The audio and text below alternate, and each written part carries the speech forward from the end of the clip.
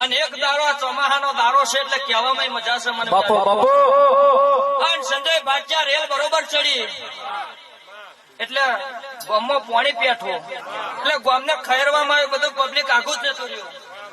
ત્યારે પૂજારી એવું કે મને તો મારો ભગવાન મારો શિવ બચાવશે. સાચું એ પાણી ભરાતું મંદિરમાં આવ્યું, આખું ગામ ખાઈ ગયું. એટલે મંદિરમાં હતું એટલે 4 જણા આયા કે પૂજારી હેડો અમે લેવા આયા છે, તોય ના આવ્યો. એટલે પાણી ચડતું આખું અંદર જોયું એટલે પેલો ધાબે ચડ્યો મંદિરના નારાયણભાઈ.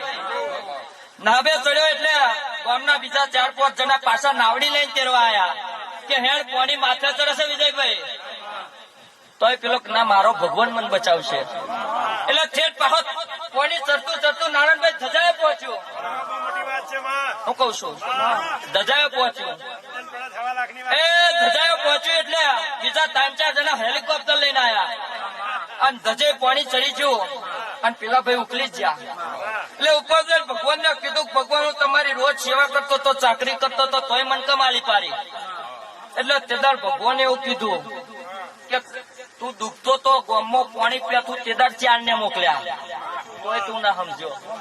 ઉપર થયું એટલે નાવડી લઈને 4 ને મોકલ્યા, તોય તું ના સમજ્યો.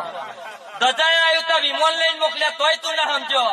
એટલે અમે દેવ કોઈ દાડો આપે આવવાનો નહીં, બકડે બેહવાની નહીં, 8 હાથ ધરવાની નહીં, કહેવાની નહીં નેહરો. અમે કોઈના કોઈ રૂપે તમને આહારીશું અને કોઈના કોઈ રૂપે તમને એવું કહીશું કે આ ખાડો છે અને સતોય પડત પછી મરો. એમાં અમારા દેવનો કોઈ ગુનો નહીં ભાઈ.